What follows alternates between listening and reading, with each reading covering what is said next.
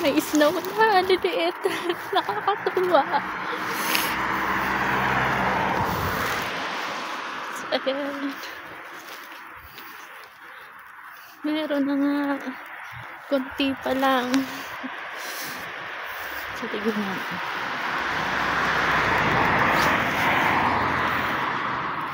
Ayun, meron na akong sa mukha ko.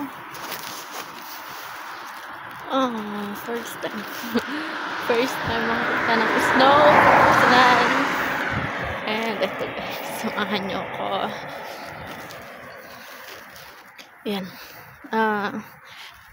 Pag napunta nga pala kami pag namimili kami ng grocery naman, so inalakad lang naman. May bus naman kaso may oras. So kailangan mong abangan.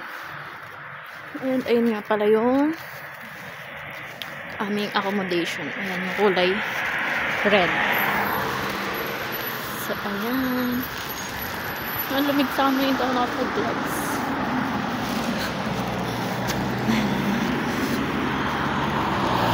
Snow.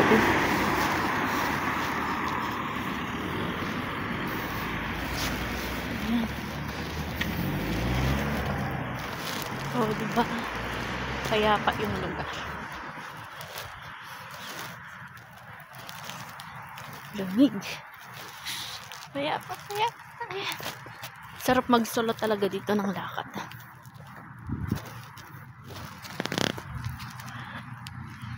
Hi guys. Char. Alam niyo ba, matagal ko na talagang pangarap makapag-abroad.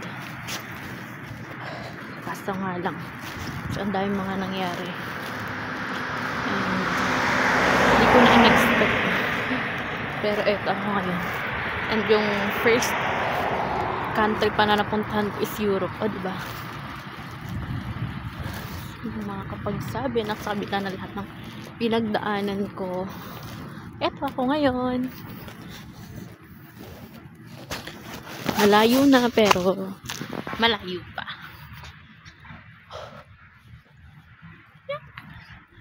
Sarap maging malaya. Char.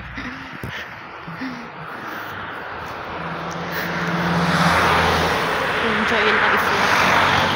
Di naman nawawala yung problema. Nandyan lang yan palagi. Kapag feeling mo okay na yung lahat, bigla boom! Ayun na naman. Meron na namang darating na pagsubok na problema. Pero importante doon, tuloy ka pa rin. Hindi ka susuko. Diba? Kasi walang tao naman na walang problema eh. Walang tao na walang pinagdadaanan.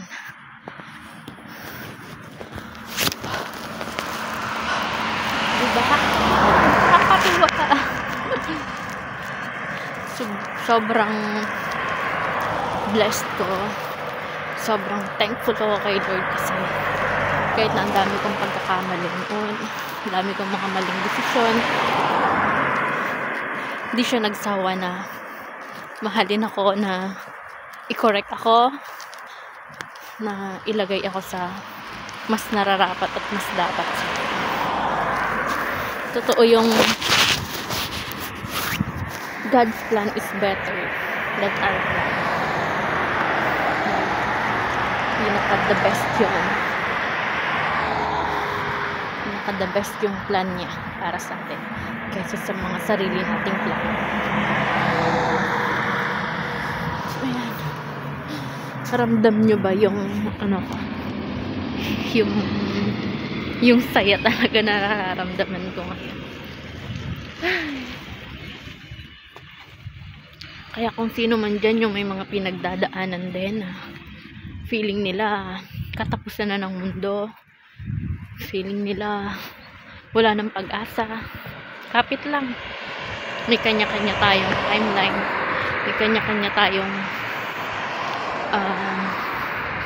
panahon, diba? Maaring ngayon nandyan ka sa magulo at mabigat, masakit na sitwasyon, pero one day darating ka rin dun sa maayos, masaya na panahon, diba? At ako yung isa sa magpapatunay nun. Hindi ka palaging nandyan, hindi ka palaging nasa baba, hindi ka palaging down, hindi ka palaging malungkot. Tiwala lang, kapit lang.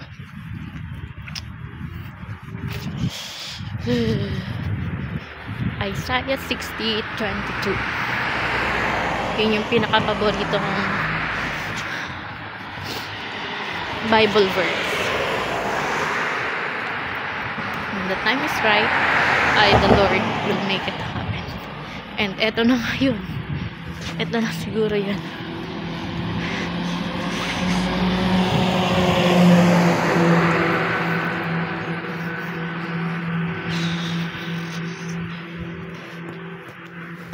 I'm so grateful. I'm so blessed.